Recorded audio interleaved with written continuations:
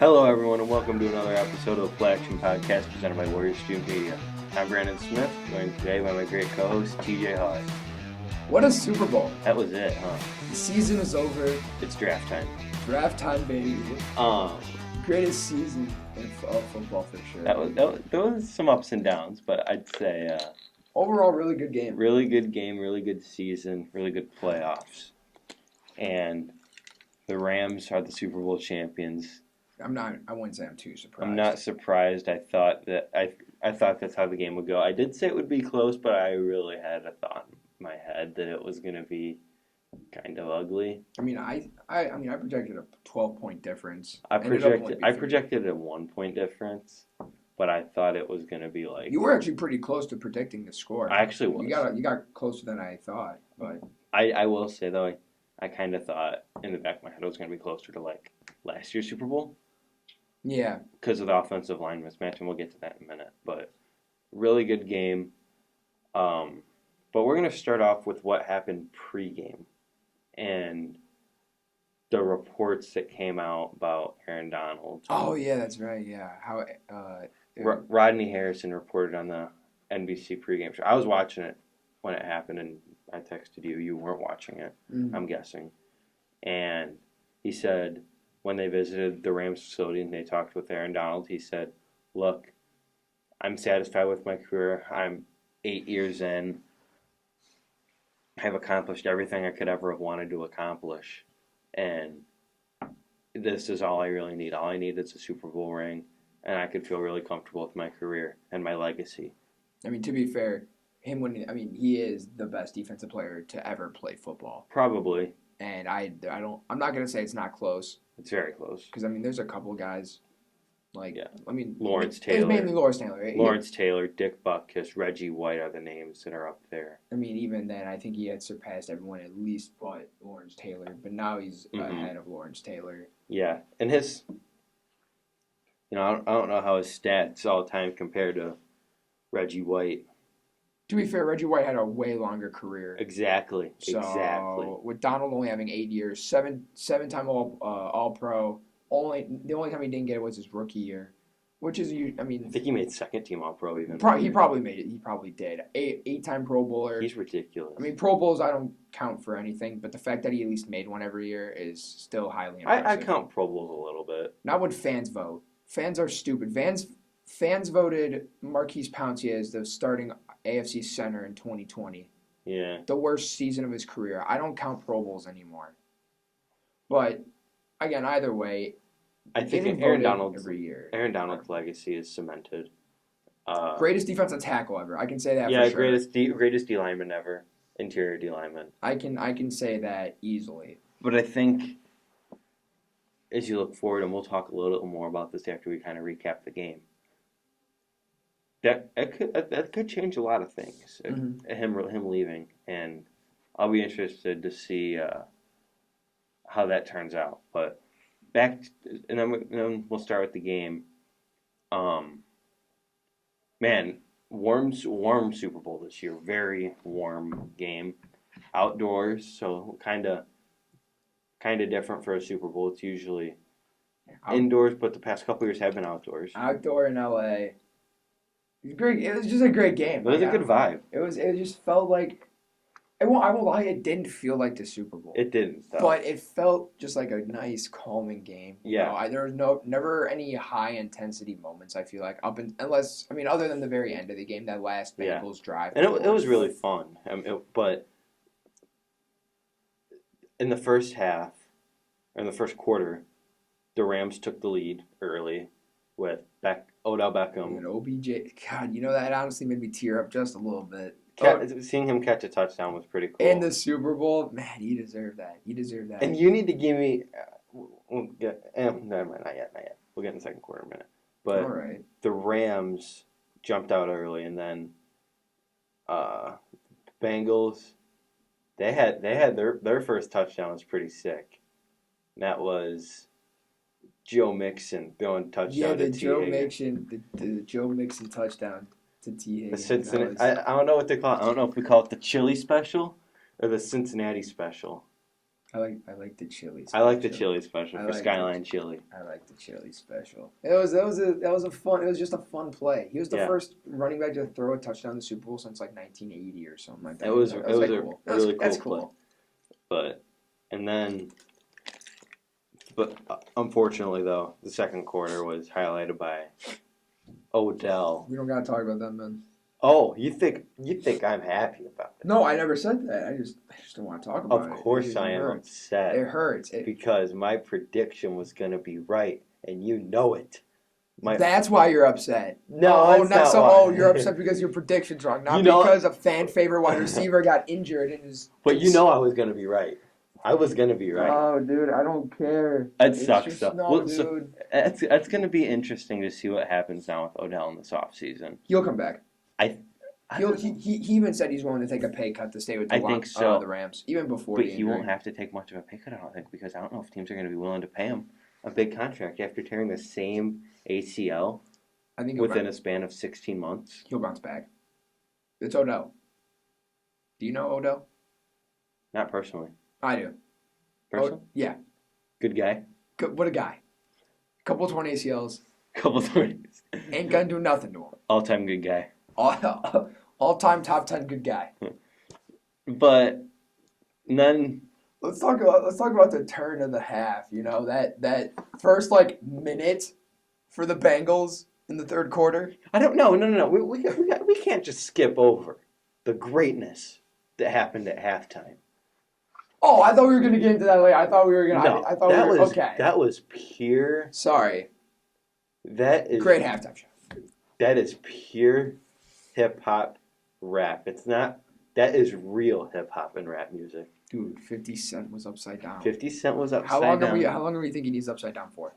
He was upside down for a long time. It probably wasn't that long. They probably just had him behind a curtain or something. No. I like to think he was upside down the entire time they were rolling out the set and everything. He got into the set upside down. They pushed it out. And he was just sitting there like a bat. The blood vessels or the blood rushing to his head. That's what gets him to sing. I mean, to be fair, Snoop Dogg was doing some stuff right before the halftime started. Hey, we're not going there. Well, I'm not. I didn't say anything. I just said he was doing some interesting things. He was having some fun. Good guy. Another top 10 good guy. He is actually a good dude. I like Snoop Dogg. You know him personally?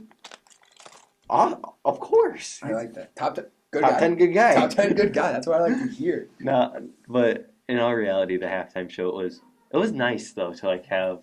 It wasn't so super crazy. It was calming in a way. It was kind of relaxing, and I just thought, I don't know, the vibe or the aesthetic of it. It was just perfect for the Super Bowl in LA.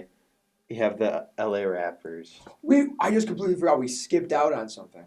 So throughout the Super Bowl, the NFL was posting a bunch of videos, right, on their YouTube page. Oh, and yeah. I'd like to highlight one of the video titles. And this was posted right This guy. He's not a good guy, but what kind of guy is he?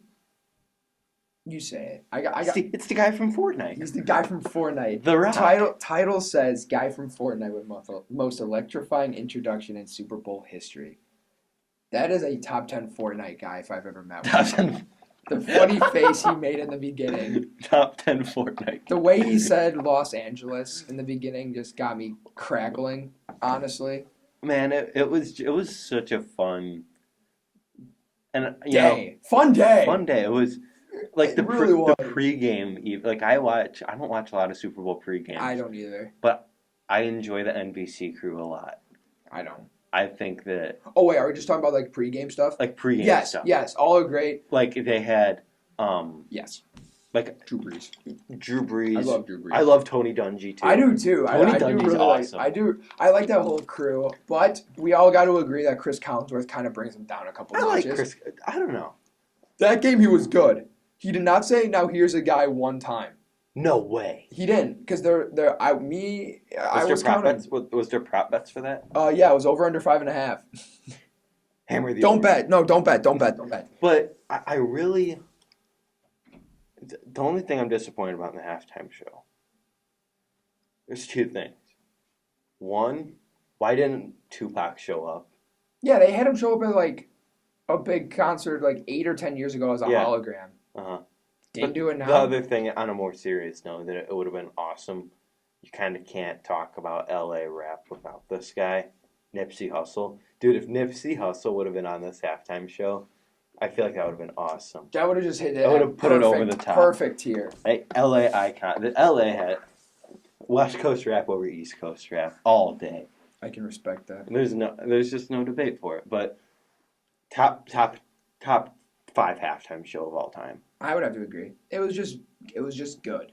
We don't talk about the Prince halftime show because bad things happened after that. Yeah, we don't talk about that one. But we can get into what I was trying to say before. Oh, but come on. Don't be mad that we talked about the halftime show. No, I'm not. Of course I'm not mad. The turn of the half. How long was it? Was it literally? I'm pretty sure it was just like a minute. It was the first play. Well, no, I'm talking about that and the turnover. I think in the span of the first minute of the third quarter, Bengals first play touchdown off of a non-called penalty. Yep, offensive pass interference. And a 75-yard bomb from Joe Burrow to T. Higgins. T. Higgins had a great game. Yeah. If we're counting the pass interference. But he literally grabbed his face mask, threw him to the ground, caught the touchdown, ran it all the way. They didn't call it on him. It makes Ramsey look terrible. I want to talk about that for a second. So, I told you this yesterday. There's going to be narratives that start. Jalen Ramsey definitely had the worst game of his career. Ramsey is still a top 2 corner in the league. He's the best corner in the league. Well, I still think it's Alexander, but the way Alexander played in the playoffs, I know it's only one game. He was unhealthy.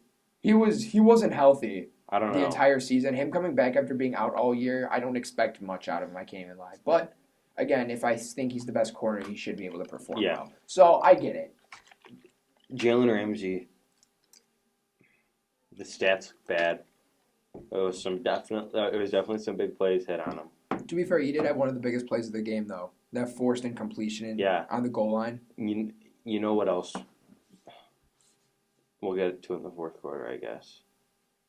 On the last play of the game. Yeah, we will. I want to talk about that. But in the third quarter, that kind of felt like it was going to be the Bengals' day. And most of the fourth quarter even felt like it was going to be their day. I mean, Joe Burrow was outstanding for a lot of the game. And the only problem that arose in the third quarter and into the fourth, the Rams pass rush flipped the switch with Von Miller, Leonard Floyd, and of course, Aaron Donald. You said that very dramatically. That was perfect. The way you just said that was Aaron Donald.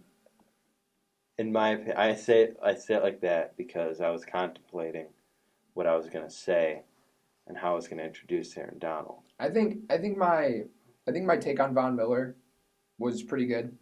If I'm being honest, I know I said he would be the MVP, but he was top 3. He had an MVP caliber game. Exactly. He had 2 sacks. I saw a tweet that said he had a combined 4.5 sacks. He didn't. I don't know how you get to that number. The stat line says 2, so I'm gonna go off of that. Whereas Donald, I'm gonna say Donald had 3. That final play, I'm not gonna get into the entire fourth quarter, but that final play, should have been a sack. He blew it up. Pretty much was a sack, but. Like you just said, third into the fourth quarter, that it was either the offensive line just couldn't do anything or that Rams pass rush. Both. I was going to say, I was probably a mix of both, but the Rams pass rush just did everything. Like you said, Leonard Floyd was getting a lot of pressure. Same with Von Miller. I mean, obviously Donald won, but do we really expect anything else? Leonard Floyd was he's always kind of been really the underrated piece of that defense. Him and Darius Williams. Complimentary is the word I like to use for him. He plays his role really well. And I think he is a guy. He's a staple to that defense. No, you want to talk about underrated? You got A'Shawn Robinson easily. A'Shawn Robinson. He is the best run defender on that team. Yeah, he had a hell of a game. Better than Donald.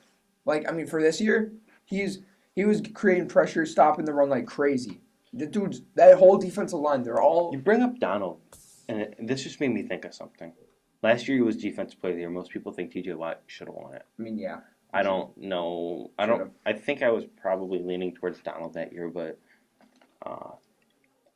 I think this year he wasn't. The this year almost was tarnishing to Donald's legacy. Like, he didn't have the great year. Well, okay, but he had, of course, to Donald's standard, he didn't have the explosive season. No, it is not a bad. Okay, it is a bad year to be bad year for his standards. Yes, of course. And that is a 12.5 sack season that we're saying is a bad year for him. That honestly I think improves his legacy. Yeah. The fact that it is a 12.5 sack year, obviously dude wreaking havoc every single game, and we're still saying it's a down year for him. But what the dude did in this game is better than any defensive player of the year could have gotten him.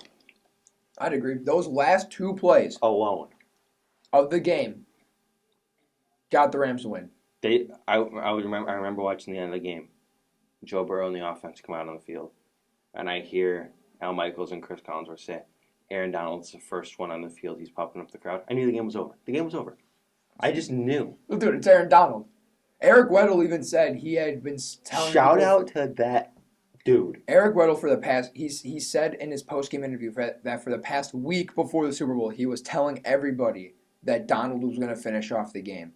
He said it, dude, and it happened. Yeah, of course it was Donald that finished it off. Eric Weddle, I told you before the game that I told everybody that listens to this, Super Bowl MVP dark horse. He played through a torn. I was gonna say played through a torn. He played through a torn pec. That's a season-ending injury. And he played through it. And when did he get that? Like the second quarter, if I'm not mistaken. First. Was it the first? Yes. Okay. It was even ridiculous. Better, yeah. I mean. And he was fine. He seemed fine afterwards. He actually made some pretty big plays, and as a signal caller, in my opinion, he's not going to win the Super Bowl MVP, but he was so valuable to that team. And for the month that they had him, yeah, I completely agree. Even for this game, he was unbelievable. So shout out to him. But you get to the fourth quarter, about halfway through-ish, a little before halfway, everyone's heart stops. Did Joe Shiesty concerns start rising? Yeah. Well, we saw well, of course, holding his knee, and you just hate to see it. God, that knee too. It was the same knee. It was the same knee. You saw the zoom in on his face. I didn't, but you saw the injury. It didn't look like it was a knee injury. It looked like he just got rolled up. The same way Stafford did. No, it looked like his knee got buckled a little bit. But it looked like someone rolled up on his ankle. Mm-hmm. So you're thinking, okay, he just has the same injury Stafford had. Holds the knee. It sounds like if heart drops. It sounds like if he got medical attention on the sideline, his game was over. He said no to medical attention. I'm not coming out of this damn game. I mean, he's top 10 guy, honestly, for that. Top 10 cool ass of all time. Like top 10 likable guy. He's like I've been kind of off and on Burrow this year. I've said I love Burrow. I think he's top 5, but when I say Justin Herbert is top 4, I get slandered. No. No, I mean I agree with both of those takes. They're Herbert 4, Burrow 5. End of the day. I want to talk about the last 2 plays of the game. I want to go in depth on these a little bit, right? I'll let you do that. You got what? 3rd down and 1, if I'm not mistaken. And I don't remember exactly where on the field they were. If I'm being completely honest, I know they were on their side. And Donald's lined up in the middle. They hand off to Mixon. Donald pushes through a lineman. Looks like Mixon's going to go past him. Donald reaches out the arm, pulls him back, keeps him from getting the first down. Now we're 4th and inches. This game decides the game. The Bengals have 1 timeout. There's 39 seconds left, maybe a little more time. No, 39 seconds left. And ball is snapped. Samaje Perine's in the game over Mixon. That shocks me to begin with. Mm-hmm. The fact that Mixon was not in this game nearly as much as he probably should have been. Very odd concept they were running. You had a kind of in and out concept going on from Uzama, and I believe it was Higgins. Higgins running it through on the inside where Uzama went on out. He was wide open too. Uzama was wide open on the left sideline. Jamar Chase runs a go route. Why? I don't know. I don't think that was the right play call yet. But I would also like to say, and I knew you were gonna I knew this is what you were gonna get into, but Ramsey was falling over. Ramsey fell. And it's the O-line hold. It was the O-line. That's where the meme's coming back. Where if they would have drafted Sewell, they at least have someone to protect them. No one really thinks that. Can Sewell play all 5 offensive lineman positions? No. So I think that proves that wrong completely. You can't just draft an offensive line. Exactly. So, Jamar Chase was deep, and Donald comes through, beats the left guard. I can't remember who it was at that time. Quentin Spain. Was it Spain? Mm-hmm. Okay. Destroys Spain then, pushes through. No, that was a right guard. Was it? No, I'm pretty sure it was left because he ran out to the right, and he was coming behind. Okay. So yeah, the right guard was. Or is the center somewhere?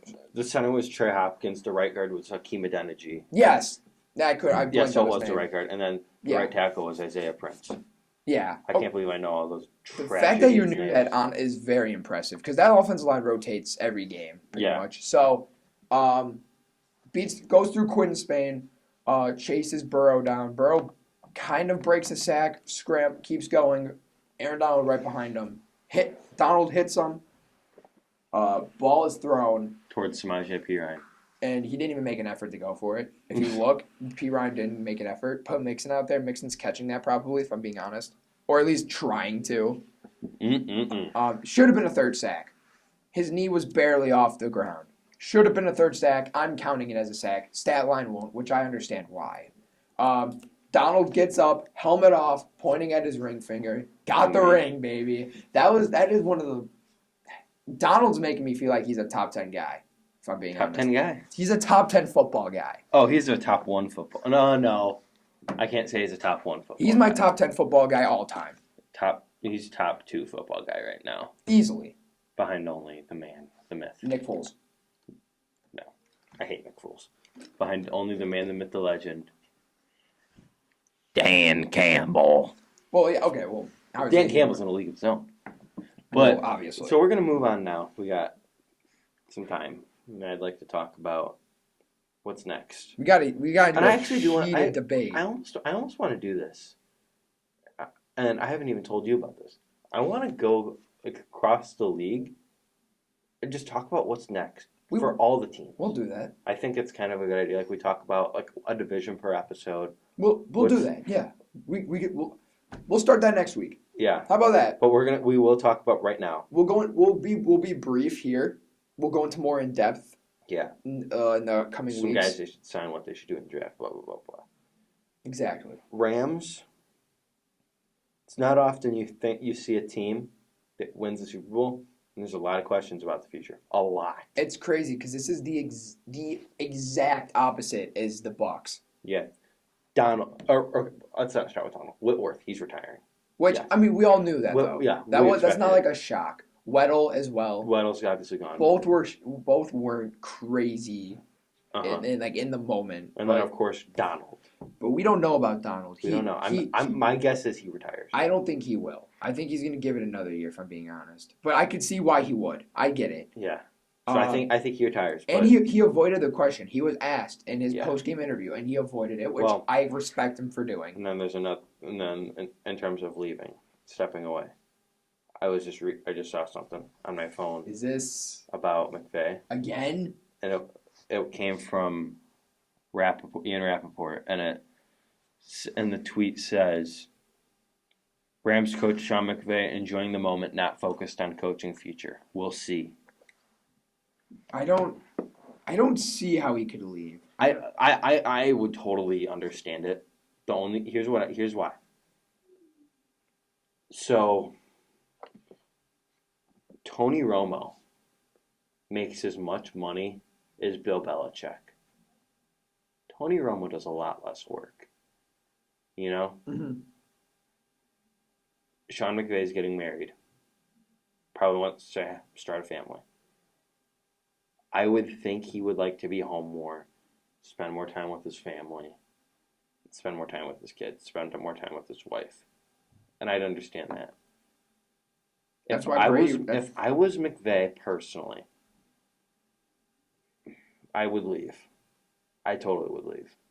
I would go into broadcasting. Leave while you can before this team goes bad and ruin your legacy. Is that what you're thinking? Not really. Because I would. McVay's a legacy. But McVay's not a Hall of Famer. Let's be honest. Well, he's 36. He's 36. He is a 36-year-old. He's been a coach for 6 years. 6 years. 6 years now. That's crazy. A 6-year head coach who's not even 40 yet. I would hate to see him leave. I would hate to see him leave because I think I'd be so sad. One because it moves Kyle Shanahan up the coaching rankings. Do you think there's a chance, because the reports originally were that he'd leave because the job was too stressful? I believe it. Do you think he would step down into a lower role because Kevin O'Connell's leaving? Do you think he'd step down as offensive coordinator, not take as much pressure, then bring in? Shot. Why? Why? Because he's too. Why wouldn't he? Wouldn't do that. The grind is the same. It takes so much time every day. In terms of broadcasting, you might have to jump on a Zoom call. Maybe you're out of town for 3 days a week. Obviously, I understand broadcasting isn't as much pressure as being an NFL coach. But being an offensive coordinator is less pressure than being a head coach. And if he still wants to be in coaching, because I bet he does. I don't think if McVay leaves, he's not gone forever. Let's. I'm just saying, why are we ruling this out? We can't rule that out. I can. I think McVay would do that and then go back and maybe coach in 5-10 years. I think that would be, if I was McVay, I would do it because your time with your family is limited right now, and if you really want to, if you want to be around, then that's probably the best move, and you need to make as much money, and it would take a lot of stress off. But now, and briefly, you have free agents that could leave Von Miller or OBJ, but they might take less money to come back. Well, Von Miller said he's fully testing free agency. That came out not after the game. Not after. He said that. No, he said that afterwards. He said he's fully testing free agency. Really? Okay. I was just about to say they said that a report came out beforehand and a report came out afterwards that he'll fully test, and he should because he can get more money somewhere else. Yeah. So now we're gonna talk about the Bengals, and we only have a few minutes. You and me got into a heated debate about this before recording. Bengals are winning this division. No, they're not. No, they're not. We'll start there. They're not. Why? No. This is a team that just went to the Super Bowl, and you're saying they won't even win their division? Nope. But I mean, okay, I can't. I'm not going to use that as an argument, considering San Fran did that from 2019 to 2020. But they had injuries. I'm not going to project injuries. Well, I mean, you know what? Hang on a minute, though. What? This is a little different. The Bengals' best chance to win a Super Bowl, as bad as the offensive line was this year. This year. You think this was their best? Yes. Why? They've never had one player go on the COVID list and miss a meaningful game. They had all of their starters playing. Okay, that means they have then they have Vernon Hargreaves run on the field. So they have a good medical staff that can keep them healthy. Stop it. What? Now, you think it's unfortunate. It's the game of football. Injuries are bound to happen. You're not going to be that healthy. Okay. So that means you're playing more backups. Next year, the Browns. Okay, never mind. Not the Browns.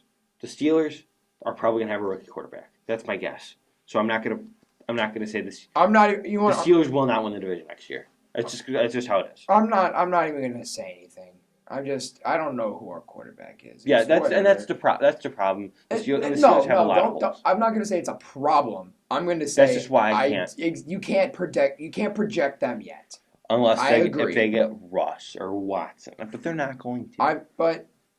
Yeah, you know what? I'll leave it at that. You're right. We can't be projected yet. There's still a lot of unknowns. The Browns? No. I'm gonna guess no.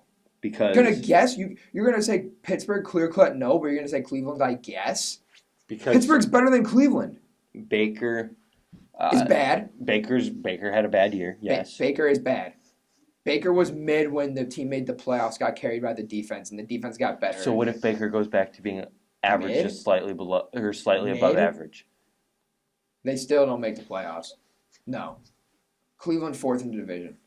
Done. Okay. Baltimore, Bad. I'm kidding. They're not bad. I know they're not. Baltimore is the team that I could. They get over. Dude, the Ravens year in and year out are becoming more and more like Dallas. Overrated. We can't be overrating this team that much. Can't.